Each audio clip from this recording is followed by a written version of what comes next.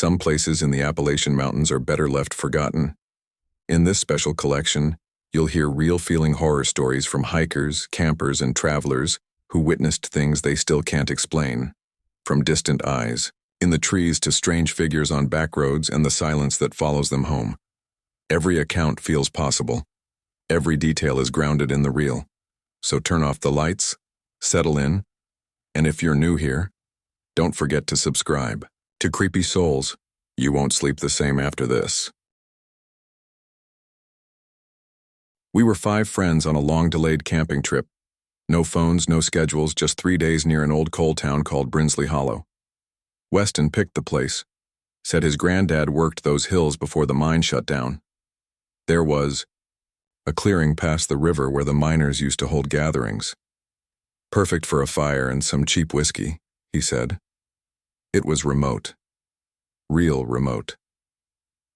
We parked on a dirt pull-off where the trailhead sign had half rotted and fallen sideways, and hiked 2 miles through thick pine and thorns.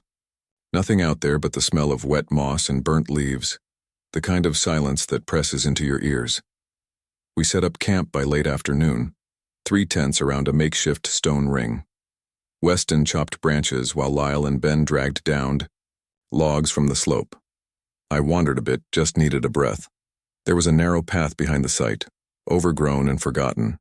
I followed it maybe 50 yards before stopping cold. There was a shoe, just one, small and sun-bleached, like a kid's Keds. Its fabric was tattered and the sole had green moss creeping up the side. I remember standing there listening, the woods so still, like they were holding their breath. I backed off and didn't mention it. Why spoil the weekend? That night we drank too much. Weston had his Bluetooth speaker playing bluegrass and someone broke out marshmallows. Around midnight, the fire was low and the bottle nearly empty. That's when we heard it. At first, I thought it was an owl or a fox, but the longer it went on, the clearer it became. Laughter, childlike, not playful, too loud, too fast, like it was echoing but didn't have a source. It came from beyond the trail I'd walked earlier. Did you hear that? I said. Lyle froze mid-sip. Was that a kid? Out here? Weston laughed, but even he sounded off. Maybe you brought ghosts with you, Hanlon. Ben stood. I'm checking it out. He grabbed his flashlight and walked toward the trees. Weston followed, then Lyle. I hesitated. We got maybe 30 feet past the edge of camp when the sound just stopped. No wind, no echo, like it had never been there. We fanned out in a shaky line, scanning the trees, calling quietly. Nothing. Just the smell of damp bark and our boots on soft leaves. Let's go back, I said. They agreed. Nobody said much as we returned to the fire. That night I didn't sleep. Not fully. I kept hearing something. Not laughter this time, just the creak of wood like footsteps on old boards. But there weren't any boards. There was only forest. The next morning, the sun broke late and gray. Fog hung low between the pines like wet cotton. I was the first one up. The fire had burned out completely on just dark coals and steam. But around it I noticed something odd. Footprints. Small ones. Barefoot. Maybe a size 4 or 5. They formed a circle around the fire pit, maybe 10 or 12 prints, perfectly spaced. No drag marks, no overlapping. And the strangest part? They led nowhere. No entry point, no exit. Just a ring around the fire and then nothing. When the others got up, I pointed them out. Weston stared, silent. Lyle muttered something about a prank. Ben looked pale. Who the hell walks barefoot in these woods? I checked our tents. All zipped. No one missing. No tiny shoes. I brought up the one I'd seen in the woods. Weston and I went back, but it was gone. We packed early. No one said it, but I think we all wanted out.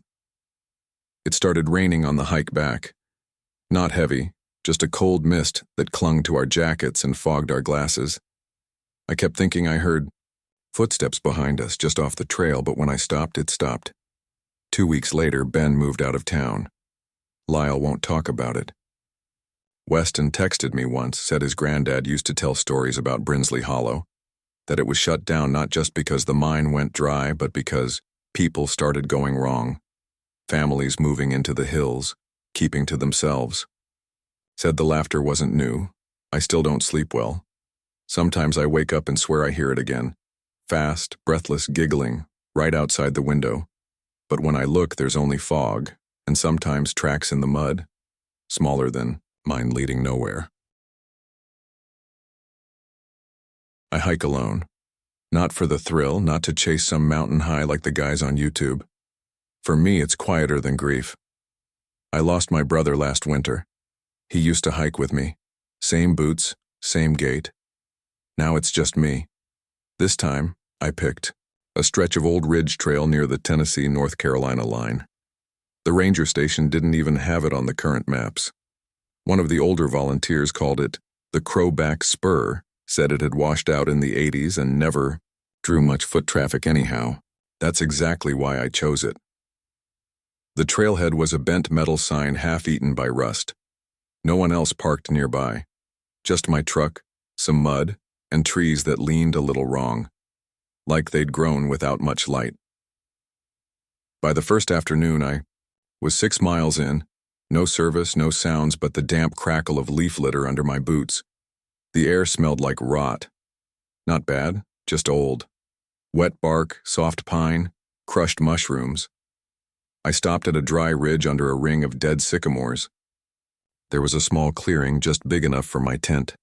I set up camp, boiled water, and ate freeze-dried rice. The silence out there didn't feel peaceful. It felt expectant. I noticed the first carcass just before dusk. It was strung between 2 trees, a deer, or what was left of one. The bones were picked bare like the meat had been stripped with knives. No head, no entrails. Just ribs and hide, looped with some kind of twine, dangling 8 feet off the ground. No bullet holes, no drag marks. I stood there staring, not sure if I should be afraid or just confused. I grew up around hunters. This wasn't hunting, this was wrong. There were others. Farther back in the trees, I spotted at least 2 more. Same height, same clean bones. One still had a front hoof swinging gently in the breeze like a pendulum. I didn't sleep much that night. I kept telling myself it was old, some twisted trapper's leftover setup. Or maybe vultures had done the cleaning. But that didn't explain the height or the stillness in the air. No birds, no bugs, just the wind brushing through branches and the occasional drip from a bent pine. At around 3 a.m., I woke to a sound. It was soft, deliberate. Leaves shifting. Footsteps. Not bootsteps. Too light. Too slow. I held my breath and listened. Crunch. Pause. Crunch. Circling the tent. I didn't move. I didn't call out. I just laid there, eyes wide, counting the passes. 3 times, maybe 4. Then silence. Not even the wind moved after that, at sunrise. I unzipped the tent, half expecting to find prints. Nothing. But the ground was soft, damp from the night mist. It should have held some sign. I checked around, not just the clearing, but deeper into the woods. No human tracks, just the trail I made coming in. Except 10 yards out, I saw where something had been sitting, or crouching. The leaves were pressed into the earth like knees or elbows had settled into them. A wide spot. No clear shoe tread, just an impression, and then another, slightly farther out. Still no path in, no path out. That day, I kept walking. Not because I wanted to, but because I couldn't stay. The trail started to lose shape, switchbacks grown over, old cairns knocked down. Around noon, I found a hunter's blind rotting up in a tree, the ladder missing 3 rungs and the whole thing swaying with decay. Inside was a backpack, molded shut mostly. I managed to pull the zipper down. There were wrappers, a canteen, and a notebook sealed in a plastic bag. The first few pages were weathered, smeared, but a few lines were readable. Something lives above the tree line, not a bear. Saw them strung up again, this time still warm. If I sleep, they circle. If I stay up, they watch. No birds. No birds. No birds. I drop the book. I don't know why. Just instinct. My skin was crawling like something was breathing on my neck. I hiked faster after that. Harder. My legs ached, but I didn't stop. Every snapped twig behind me sent my heart up my throat. I started to realize the trail wasn't taking me out. It was looping. By dusk, I ended up back near the clearing. The sycamores. The same deer rib cage still swaying. I don't remember pitching the tent again. I think I just sat against a tree with my knife open in my lap. No fire, no light. Just fog settling in like a blanket of cold wool. That night, the footsteps came back. Closer. Slower. This time, they stopped right behind the tent. I could hear breathing. Wet, open-mouthed breathing, but no shadow, no outline, just the sound. Then nothing. I must have passed out. When I woke up, the tent flap was open. Nothing inside was missing. Not my pack, not my knife. Just open. Like someone had looked. The hike back took all day. The truck was still there. Mud dried around the tires. I left without looking back. I've never told anyone what trail it was. I erased the GPS, burned my notebook, but some nights, I wake up and swear I hear the crunch of bare feet in the leaves outside my window. And always that same dead silence afterward. No birds. No birds. No birds. It was past midnight when I hit the hollow. I'd taken a detour off Highway 23 to avoid roadwork, some half-paved county route cutting through the Appalachians, the kind of place that doesn't show up right on GPS and doesn't need to. Locals. Know the names. Spiker's Hollow, Mill Creek Bend, Shale Ford. This one was marked Dry Hook Road, though I never saw a sign. Just a break in the trees and my own high beams punching through a curtain of mist. I was driving slow. The kind of slow you drive when your phone's dead, gas tanks at a quarter, and there hasn't been a porch light for miles. I came around a bend, past a sagging fence post and a patch of tall weeds, when I saw it. Something was in the road. Looked like a broken-down cart at first. Wooden slats. One wheel still spinning slightly. Other pieces splintered like it had flipped sideways.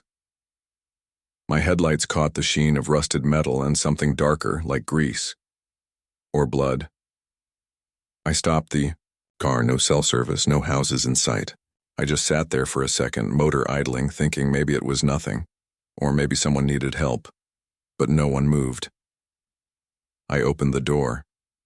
The air was thick with wood smoke and something sharp, like iron and rot. I stepped out, gravel crunching under my boots, and moved slowly toward the object. That's when something moved. Fast.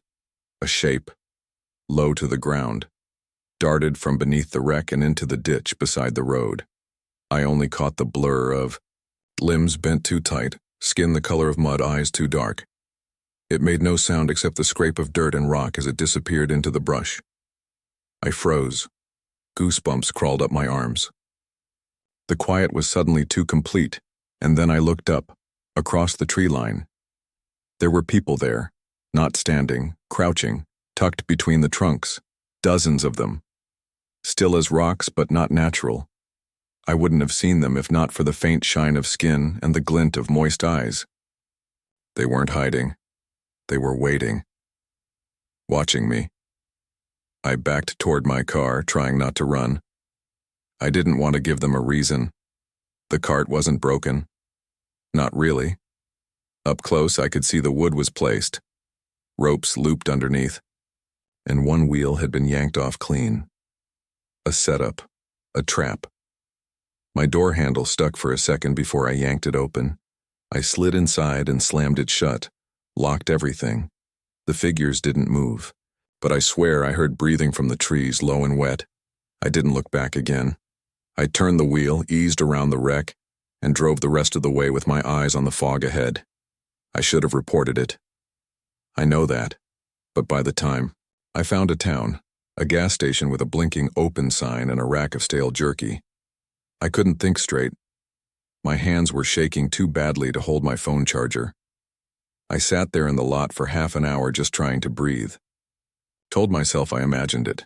Maybe they were campers, maybe I startled someone poaching, maybe the eyes weren't real, just dew and moonlight playing tricks on a tired brain. But the thing is, I've driven back that way since. Not on purpose. Just passing through the area months later, trying to make time between stops, I found myself on a similar road. Gravel shoulders, holler valleys, same soft bends. My stomach dropped when I saw the fencing again. That same sag, same torn sign nailed to a post. No trespassers. Misspelled. It wasn't marked dry hook this time.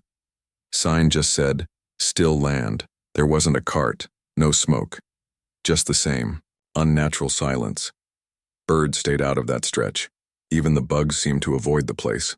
I didn't stop, didn't even slow down. But something changed after that night. It's like a thread got pulled loose and I've never been able to tighten it since. Back home, I started locking every window twice. I'd wake up to sounds I couldn't place. Soft shifting outside like someone dragging their hand along. The siding. No marks in the morning, but sometimes the air would smell like bark and smoke. Once I found a pile of crushed leaves under my back window. I live alone. I haven't told anyone. Not really, not in full. You start talking about things. Crouching in trees, people think you're unraveling. But I remember their eyes, how wide they were. Not afraid, not hungry, just still. Still in the way an animal gets before it lunges. I've looked online trying to find history for that area. Most of the records cut off in the 60s. There was some mention of a coal route that got shut down after a couple of work disappearances. A name popped up, something like Stillborn Creek. Some people say feral families lived up there, off-grid. Others say that's just old-timer talk. But I know what I saw. I think the cart wasn't meant to kill me, just stop me, just long enough. I think they were waiting to see what kind of person I was, the kind who gets out of the car, who checks, who walks toward things. I don't hike anymore, don't take detours, and I sure as hell don't stop. On back roads, no matter what I see in the headlights. Some traps aren't meant to catch you. They're meant to measure how close you'll come, and they remember if you passed. I'd been hunting solo in the hills near Cricket Hollow for the better part of the morning. It's an area folks don't really go anymore. Too overgrown, too steep, too many other spots that are easier and closer to cell service. But it was quiet, and that's what I needed. My father passed that spring. First season I didn't go with him. I figured heading into the woods might bring me some peace, clear my head, give me something to focus on. Something simple, like tracks, and trees and silence. I was a few miles off any trail, pushing through a slope thick with wet rhododendron, when I spotted the roofline. Half collapsed and tilting, it barely rose above the undergrowth, maybe 60 yards off. Could have been an old tobacco shack or trapper's cabin, the kind you see in state park archives, not in the middle of nowhere. Curiosity got the better of me. The shack was smaller than it looked, maybe 10 feet wide.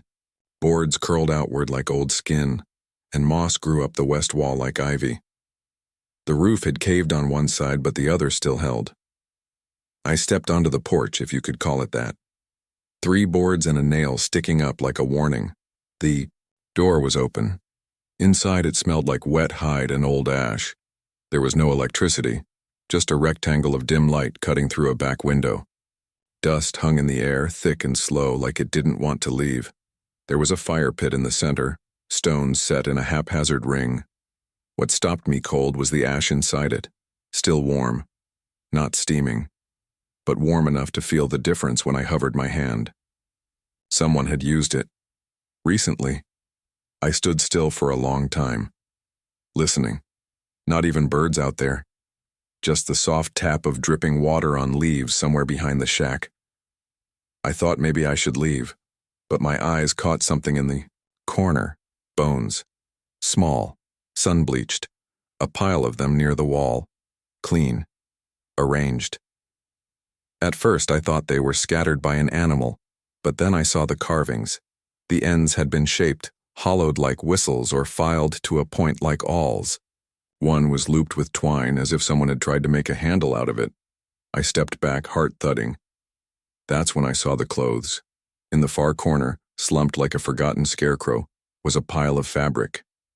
I say clothes, but they looked more like growth, like moss or mold fused with the floorboards. A shirt, pants, torn jacket, all stiff and black with filth.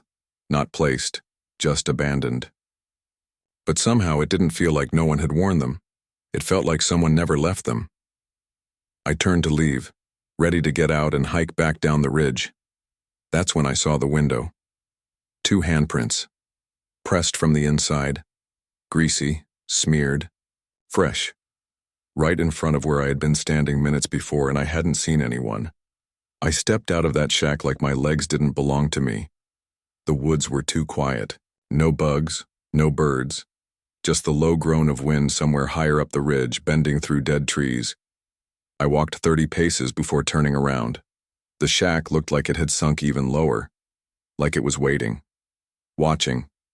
I told myself it was probably some hermit's spot, a squatter maybe. But my gut said otherwise. That ash was too clean, the bones too precise. Those clothes, they weren't discarded. They were lived in, or maybe grown into. I can't explain it, but it was like the floor had started absorbing whoever wore them. Still, I tried to brush it off. I hiked fast, retraced my GPS route back to the creek crossing, then up the ridge. I made it back to my truck by dusk, coated in sweat and mud. But something was off even back home. I smelled it first. That same ash and hide scent. It clung to my jacket. I'd never stepped in the fire pit, didn't touch the bones. Still, it was there, burnt and rotting and faintly sweet like spoiled sap. I tossed my gear outside, let it sit in the rain that night. I told myself it was over. But 2 days later I noticed the prints, not in my house, on my truck window, inside, identical shape, greasy smear, same spacing. I hadn't driven it since. That night I woke to the sound of shifting wood, like someone stepping on a loose floorboard. Except I don't have floorboards, just vinyl. The sound stopped when I sat up, but the smell was back, stronger. It filled my nose, coated my tongue. It wasn't a dream. I checked the doors. Locked. Windows too. But the air in the house felt used, like someone had breathed it before me. I went back to the shack a week later. I don't know why. Some mix of fear and guilt. Like maybe I'd trespassed on something I shouldn't have. Or maybe I needed proof I wasn't losing it. But when I got there, I couldn't find it. No shack. No clearing. Just trees. I walked the whole ridge twice. Marked the GPS point where I thought it had been. Still nothing. I camped one night nearby. Just me, the fire, and the woods. And in the middle of the night I woke to warm ash in the ring, even though I'd let the fire burn out. Like something had been tending it while I slept. I don't go into the woods much anymore. I don't hunt. I don't hike. And when I see an old shirt or jacket lying in the brush, I don't go near it. Some places forget they're supposed to be empty. And some things, whatever lived in that shack, never left. They just learn how to watch from other places. I've always fished alone. It's not because I don't like people. I just think some things are meant to be quiet. Sun on the water, the weight of your breath, the drag of the line. Noise ruins it. Company ruins it worse. That morning, I parked off an old forest road about 6 miles outside a town called Ridgeburn, barely a name on a map, nestled somewhere in the southern Appalachians. I'd heard from a guy at work about a stream out there, cold-fed, full of brook trout barely touched. No trails led in. You had to bushwhack. That's exactly what I wanted. The hike took me just under an hour. Wet leaves, old logging ruts, and not a single sound except the wind in the canopy. I found the stream tucked into a hollow, a narrow ribbon of dark water twisting between mossy rocks and root-buried banks. The kind of place you feel lucky just to stumble on. I started upstream and picked a spot where a fallen log made a natural seat. I dropped my pack, rigged my line, and cast. It was peaceful. Not much else to say. Just the breeze brushing the trees, the cold water licking at my boots, and the rhythmic plunk of the fly tapping the surface. I don't know how much time passed before I noticed him. Across the stream, maybe 30 yards out, crouched behind a thick patch of laurel, was a man, thin, pale, squatting low like he was trying not to be seen. His arms rested on his knees and his head tilted just enough that I could see his face or the shape of it. Expressionless. Still, I waved. No reaction. "Hey," I said. Not loud, just enough to carry. "You good?" Nothing. He didn't blink. Just kept that crouch like he was waiting for something. I turned back to my line, uneasy now. Tried to focus on the cast, the water. Told myself he was just another hiker. Maybe high, maybe lost. A few minutes later, I looked again. There were 3 of them now, all crouched the exact same way, arms resting, backs hunched, heads tilted. They were spread in a shallow arc through the laurel and brush, but each was facing me, watching. Still, as the stones in the creek. I reeled in my line slowly and stood up. I didn't run. Not yet. I just packed my things, hands a little shaky, trying to breathe through it. Told myself I was being paranoid. But I didn't look at them again. Not until I was already on the trail out, heart pounding, boots scraping mud. And when I did glance, back just once, they hadn't moved, still crouched, still watching, still silent. I made it back to the truck in record time. The forest road was still empty. No signs of other hikers. No tire marks. Just my own boot prints in the fog starting to roll in thin and white along the creek bed. I didn't report it. What would I say? That some weird guys crouched at me in the woods? I tried to forget about it. For a while, I convinced myself I had. I stopped fishing that area, went north instead, closer to maintained trails, closer to town. But every once in a while, I'd catch myself looking too long at the tree line, noticing shapes, listening for silence. Because that's the part that stuck with me the most. The stillness. It wasn't just them, those 3 figures. It was everything around them. The birds had stopped. The bugs, too. Even the water seemed quieter. It was like the woods were holding their breath. Then, about a month later, I got a call from that same guy at work. He said another buddy had gone up to Ridgeburn for turkey scouting, got turned around in the brush, found a spot near the creek to rest. When he came back, he wouldn't talk about it. Just quit hunting altogether, sold his gear. But the weird part? He left something behind. A photo, taken on his phone, blurry, zoomed in too far, but you could make out the bank of a stream, and 3 figures, same crouch, same spacing, same direction, always toward the lens. I didn't ask for the photo. I didn't want it. But the image burned into me anyway. Not because of what was in the photo, but because of what wasn't. No water movement, no shadows, no animals. It looked like a place removed from everything else, like time had paused. I went back one last time, not to fish, just to see if I could find anything. A campsite, trash, any sign that it had just been people out there, playing some weird joke. I followed my GPS, crossed the same ridge, came down through the laurel. The stream was lower than before. The rocks were slick and dark. The same log was there. Same twist in the bank, but the brush across the water was flattened in 3 spots. Perfect impressions, like someone, or something, had been crouched there for a long, long time. Deep set and dry, even after a week of rain. No prints, no food wrappers. No footprints, just the hollow left behind by stillness. I haven't told anyone else. But sometimes, when I walk past the mirror at night, I feel like I'm being watched from behind.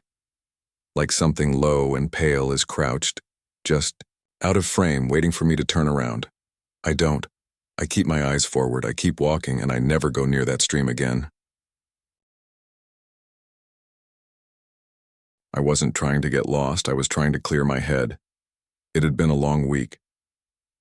I took some time off and decided to drive out into the mountains. Just me, the truck, and a few hours of nothing. No signal, no emails, no one asking when. I was coming home. The road I picked was marked on my paper map, a faded line curling west off a state route labeled Carter Logging Spur. No date, no closure note. It looked drivable, at least from the satellite view I'd checked the day before. But it wasn't. A couple miles in, the gravel thinned. Then it turned to packed clay, slick from old rain. Trees grew close on both sides, branches clawing the sides of the truck. The deeper I got, the more the light changed, green and flat like being underwater. Around mile 5, the road narrowed into a rut, just wide enough to scrape both mirrors. I was already in it. No good place to turn around. Then the engine stuttered. I tapped the dash like that ever fixed anything. The lights flickered. I gave it gas. Nothing. The engine coughed once more and died. Silence. No cell bars. No GPS. I sat there for a while, staring at the trees ahead like maybe they'd open up and show me something useful. The woods were thick, old growth, not cut in decades. Still, the road had tire impressions. Someone had been through recently. Got out to check the hood. The air smelled like iron and wet bark. Cold, too, even for early fall. A bird called somewhere far off. The kind that always sounds like it's laughing at you. Under the hood. Nothing obvious. Belts looked fine. No. Smoke, no leak I could see. I'd wait, let it cool. Try again later. Dusk started to gather, soft and slow. Fog drifted low between the trees, curling like it was breathing. I ate half a protein bar and sat in the truck with the windows cracked. That's when I heard it. Teek. A small, dry tap, like a pebble flicked against metal. Then another, softer. I thought maybe it was the wind dropping stuff from the trees. Then one hit the window. Not hard, just enough to thump. I turned off the dome light and sat still. Another tap, then another, this time from the back panel. I got out the flashlight. From the glove box. Stepped out. Nothing but trees and that narrow strip of dirt road vanishing behind fog. I swept the beam across the woods. And that's when I caught it. 2 small eyes, low to the ground. Then they blinked and vanished. I wasn't sure I saw it right until I turned away and heard a closer rock hit the driver's side door. I didn't go back inside the truck. It felt worse somehow, like the metal was calling to whatever was out there. I walked a slow circle around it, flashlight in one hand, tire iron in the other. My boots sank a little in the soft clay. The tapping stopped. I moved the light across the woods again. Nothing. Just thick understory, wet trunks, fog curling around the bases like it was afraid to rise. Then I turned back toward the road. Eyes. Low. Reflective. A pair at first, maybe 20 feet out, then another and another. All level with the brush. All unmoving. I raised the flashlight higher. Figures. Not standing. Crawling. Elbows and knees, backs hunched, faces toward the dirt. But the eyes still locked on me. 5. 6. I couldn't see their faces clearly, only that their movements weren't natural. Too quiet, too deliberate. I shouted. It came out shaky. You okay? Need something? No answer. They didn't move. But when I lowered the flashlight, just slightly, I heard one shuffle closer. Not running. Not even fast. Just the sound of wet hands dragging over gravel. I flicked the light back, and they'd frozen again. All in different spots now. Closer. That's when I realized. They only moved when the light wasn't on them. Not scared. Timing me. I backed toward the truck. The flashlight trembled in my grip. I clicked it off, then on. A pair of the figures were now just 10 feet away. Low to the ground, hunched shoulders, eyes glinting like marbles in the beam. I climbed into the bed of the truck and stood tall. It felt stupid but safer. I kept the light sweeping back and, fourth, one crawled behind a tree. I caught the movement just before it vanished, the way its foot bent wrong, like a joint missing or maybe too many. I didn't sleep. I stood in that bed for hours, sweeping the light until the battery ran down. Then I used my phone's flashlight, then a lighter. Anything to keep the dark back. When morning finally came, the woods looked normal again. I climbed down slowly, boots stiff with dried mud. My hands shook unlocking the cab door. The engine started on the first try. I didn't question it. I just drove, slow and straight, not stopping until I hit a real road with a posted sign and a cell tower in the distance. I haven't told anyone. Not really. Not in full. I don't camp anymore. Don't hunt. I sold the truck. Couldn't stand to see the faint scuffs along the panels, the ones shaped like fingertips, streaked just low enough to be missed, unless you were looking. I still dream of those eyes, the way they'd wait just outside the light like they knew exactly how long I'd look away. I've always used hiking as a way to disappear, even if just for a few days. This time was no different. I'd taken a solo trip into a lesser-known stretch of the southern Appalachians, somewhere near the North Carolina-Tennessee line. No reception, no trail traffic, just miles of dense woods and switchbacks that hadn't seen a ranger in years. I'd been out 2 days when I came across the cut.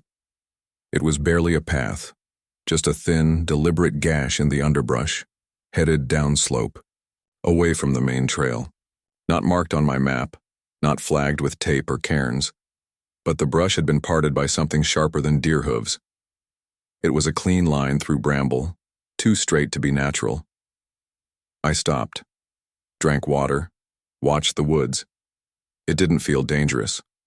Not right away. Just strange. Curiosity pushed me forward.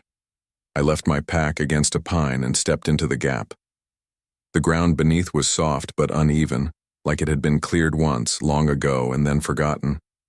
Each step felt like it woke something up, old, leaves cracking, gnats rising in silent clouds. Then I saw the carvings.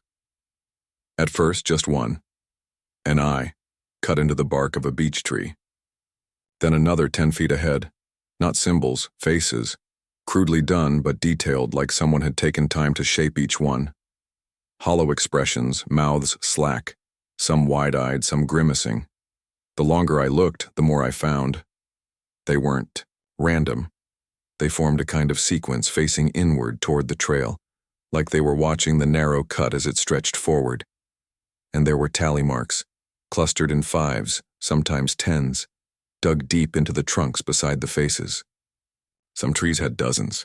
One tree had so many it looked torn apart, the bark flaking where the knife had cut too deep. It was too quiet. No wind, no bugs. Even the stream I'd passed earlier felt far off now. I decided to turn back. Just a few yards from where I'd entered the trail, I paused. I don't know why. Something tickled the back of my neck, the kind of instinct you don't question when you're alone in the woods. I turned, and I swear, I saw a head pull back behind a tree. Quick. Just the motion of hair and pale skin vanishing, behind a trunk maybe 20 feet away. I didn't call out, I didn't move, just stared. Nothing else moved either. I walked back the rest of the way without looking over my shoulder. My pack was right where I left it. But now it felt like it had been watched. That night I camped farther off trail than usual. I thought maybe I'd imagined it. Too much sun, not enough food. Brain playing tricks. But the unease stuck to me like wet fabric. Every snapping twig felt close. Every flicker of shadow too sharp. At one point I thought I heard something brushing against my tent. Not heavy. Just a soft scrape like a fingertip or a branch too smooth to be dead wood. Morning came gray and cold. The smell of earth was thick and the air felt like it hadn't moved in years. I packed early and decided to finish the loop a day ahead of schedule. By noon I was hiking hard, switchbacks biting into my calves, gravel slipping underfoot. I made the mistake of glancing to my left during one break. There was another cut through the brush. Not the same one. A different path, same width, same clean break through undergrowth. And there, just a few feet down it, was one of the carved trees. A wide, staring face, eyes open too far, mouth crooked like it had been screaming when it was cut. I didn't go in, but I couldn't stop looking. And that's when I noticed something else. The tally marks. They weren't all old. Some were darker. Fresh. The grooves in the bark still wet where the blade had exposed raw wood. I backed away. That night I stayed in a lean-to shelter near the trailhead. I shared it with no one. But when I woke just before dawn, I saw something that made my stomach flip.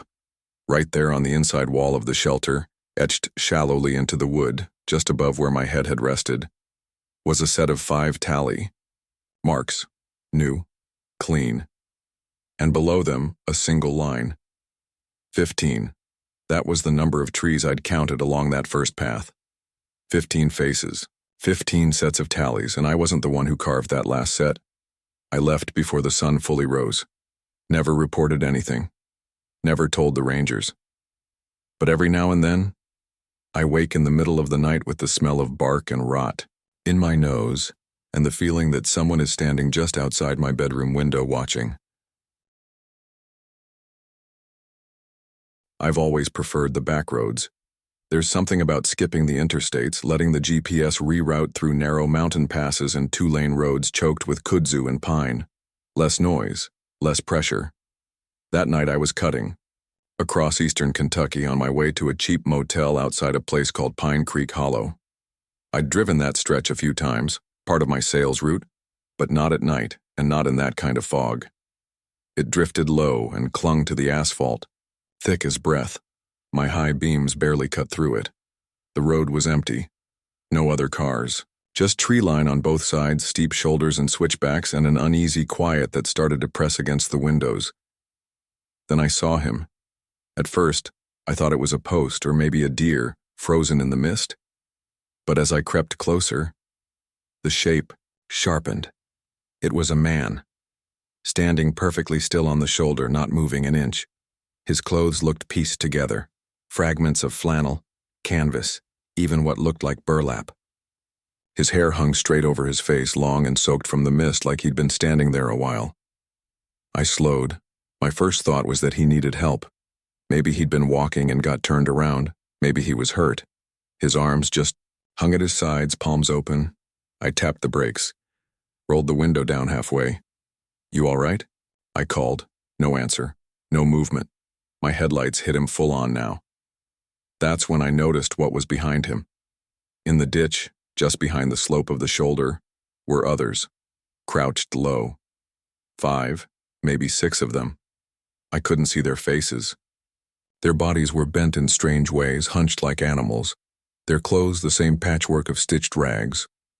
One of them shifted slightly. Only their hand moved, fingers twitching in the mud. I didn't wait. I eased off the brake and kept driving. Slowly at first, then faster. The man on the shoulder never turned his head, never flinched, just let the light pass through him like he didn't exist. But I couldn't stop thinking about the ones in the ditch. Why were they hiding? And what would have happened if I had stopped? I drove for another 20 minutes without seeing another soul. No driveways, no porch lights, no signs of life. Just fog, trees, and that dull thump in my chest that wouldn't slow down. Eventually, I hit a fork where the road split. One side led north toward the motel, the other curved back down toward the hollow. I pulled over, lit up a cigarette I didn't need. My hands were still shaking. I checked the rear-view mirror too many times. Nothing moved behind me, but I couldn't shake the feeling that I was being watched, like something had followed me, or had been waiting farther down the road. I should have left it alone, driven on, got a bed, forgot about it. But something about the way that man had stood there, like he wasn't just blocking the road, but testing it, got under my skin. Turned the truck around, backtracked a few miles, slow this time. Windows cracked, radio off, no sign of them. Just fog and mud and the hiss of the engine rolling over damp gravel. The shoulder where the man had stood was empty now. I pulled over, engine running, and got out. The air was thick and cold, smelled like rotting leaves and distant smoke. My boots squelched in the soft earth as I stepped toward the ditch. There were footprints, bare ones, deep in the mud, multiple sets, some small, some wider, not running, no drag marks, just still, heavy impressions. Like they'd crouched there. For a long time I found strands of fabric too, blue, gray, torn from clothes, and something else. Twine, knotted and frayed, tangled around a root like it had been used to hold something, or someone. That's when I heard it. A twig snap. Not close, not far, just enough to remind me I wasn't alone. I backed toward the truck slowly. When I turned around, something caught my eye across the road, high up in the tree line beyond the brush. Another face, just a glimpse. Pale, hair hanging over it, watching. Didn't wait this time. I drove until the fuel light came on. I made it to the motel just after midnight. The guy at the desk looked at me like I'd seen a ghost. Maybe I had. In the morning, I checked the truck. Mud streaked up the side like something had leaned against it in the night. Smudges on the passenger window. Faint. Greasy. I left the state that day. Changed my route. But sometimes, even now, when I take a back road and the fog starts to roll in, I'll get that same feeling in my chest. That sense of stillness, like the road ahead is being watched, like someone standing, just out of sight, waiting for the next car to slow down. I don't sleep well indoors anymore. After everything that happened with my mom, her hospital stays, the long decline, I just needed stillness, something plain. I took time off work, loaded up my old canvas pack, and drove south into the mountains. I'd hiked parts of the Appalachian range before, but never this far east. The idea was to disappear for a few days, find some peace. I didn't have a fixed plan, just a paper topo map, a few marked trails, and a spot that an old hiker blog mentioned, a forgotten orchard near a place called Willow Gap. Nobody really went there anymore, no real trail in. Just follow the tree line past an old fence and listen for the wind through the branches. It took most of the day to find it. The orchard sat in a low bowl beneath a ridge, where the ground held mist and the sun barely touched, down through the trees. The apple trees were long dead, but still stood, twisted things with broken limbs and blackened bark. Their trunks bulged like swollen joints. Every now and then, a pale, half-rotten apple hung from a high branch, shriveled, and slick with gray mold. It wasn't beautiful, but it was quiet. That was enough. I set my tent at the center, on a patch of dry moss between two trees that leaned into each other like old men. The ground was soft underfoot. I boiled water, ate in silence. No birds, no bugs, just wind now, and then brushing the branches like a whisper too low to make out. It got cold fast once the sun dropped. I curled up in my bag and drifted. I don't know what time I woke. The fire had long gone out. My breath hung in the air, and then, snap. A sharp crack of a branch not far off. I froze. It could have been a deer, or a bear. I stayed still, listening. Snap. Closer this time. Then, something else. A low humming, male, rough and tuneless, like someone trying to remember a melody they hadn't heard in years. It wavered and cracked, rising and falling with no rhythm. I didn't move, didn't breathe. It circled the tent slowly. I heard the soft drag of feet on damp leaves, the breath through nostrils, the creak of knees bending too close to the ground. The humming stopped just behind my head. I didn't turn. I didn't call out. I stayed awake until dawn broke faint and silver through the nylon. When I finally unzipped the tent, I saw it. A circle. Laid perfectly around my tent in the dirt were apples, black with rot, all split open. Not torn, not bitten. Split like something sharp had pressed into them and peeled them open from the stem down. Fingernails, maybe. Each one placed deliberately, evenly spaced, 12 in all. The one nearest my feet still had a single muddy fingerprint pressed into its flesh. I didn't pack up right away. I should have, but I couldn't make my hands move. I just stood there, staring at the apples. How uniform they were. How quiet the woods were now. The humming was gone. But something worse had taken its place, an awareness. Like the trees had seen something. Like they were waiting for me to react. I finally stepped out of the circle. My boots crushed the apple nearest the fire pit. It burst with a wet pop. The smell was sour and sweet, like spoiled cider and iron. I followed the trail of crushed moss leading away from the site. About 30 feet out, I found another apple. This one still whole, but resting in the palm of a glove. A glove so old and stiff with filth it looked more like skin. Canvas and leather, the kind used in orchards decades ago. Beside it, just under, a patch of leaves was an old bushel basket, half buried, cracked open. Inside were bones, small ones, bird or squirrel maybe. Arranged like they'd been placed in there one at a time, and then I saw the mark on the nearest tree, carved deep into the bark, a handprint, 5 long fingers, each one extended, not painted, cut into the wood. I left everything, tent, gear, food. I moved fast, found the ridgeline and didn't stop until I hit a section of maintained trail. By the time I made it back to the trailhead, the sun was high and hot, and the smell of rot had finally left my nose. But my boots were caked in something dark and my hands wouldn't stop shaking. I never reported it. What would I even say? That someone hummed outside my tent and gave me apples? But I started digging, out of obsession, I think. Old orchard maps. Forestry reports. I found one buried in a university archive dated 1931. It listed the orchard near Willow Gap as condemned after the land was used to house seasonal workers during a fruit blight. Said something about unsanitary practices and evidence of unnatural harvesting patterns. The words didn't make sense. I went back once. A year later. From the trail above, I looked down through the tree line. I couldn't see the clearing anymore. Too overgrown. But I could still smell it, the rot, the silence, the knowing. I don't camp now. I don't even drive near that county. But sometimes I'll wake up in my bed, miles away, and swear I hear that humming again, low and cracked like it's coming, from inside the wall. And when I do, I check the windowsill.